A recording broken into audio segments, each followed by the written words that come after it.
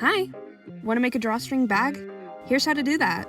Cut a 20 by 11 inch rectangle out of your desired fabric. This will be the outside of the bag. Now cut out two 10 by 11 inch rectangles out of a different fabric. This will be the inner lining of the bag. Take your pin cushion and pin the different fabrics together. Pretty sides together, by the way. Once lined up, get ready to sew down the edge of your fabric. You don't need any fancy sewing machine settings, mainly because I didn't test any different settings out of fear of angering my Old Testament god of a sewing machine. Once done, you'll need to separate and press your seams, or else they might fall in love.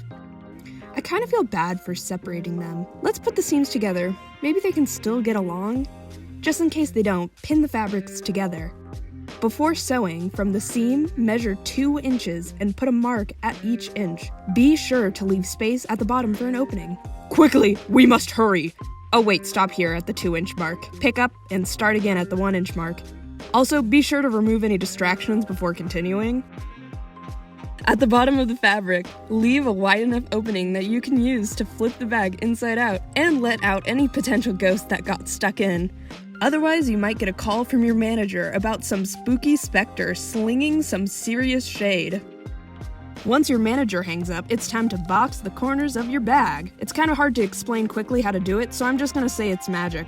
Please don't fact check me. If you do fact check, that's cheating. After sewing, cut off the corners like a trust fund kid who just wrecked their dad's new yacht. Using the opening at the bottom, turn the bag inside out and move the fabric around to get everything in place. Next, it is time to sew around the top of the bag to make sure the lining does not slide around. In order to do that, we gotta kick it up a notch. Boom! Look at that! Let me zoom out a bit. The first stitch should be about 1 inch away from the bag's edge. Also during this, you might be a little thirsty, so be sure to stay hydrated. Woo! Propel sponsor me.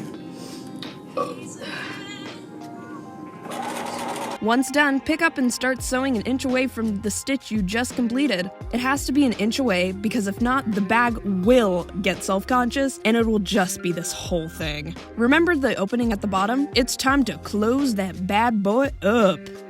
Now it's time to insert the string. You can use a safety pin to push the string into the gap previously made. By bunching up the fabric and sliding the pin along, the string can finally become the worm it has dreamed it could be. After coming back to the place you started, pull out the string and tie it off. Then repeat the same process on the other side. And that's it. You now hopefully have a drawstring bag. It might be a bit rough around the edges, but that's fine. You made it with your own sweat, blood, and tears, and it looks great. Just be sure not to let it run away.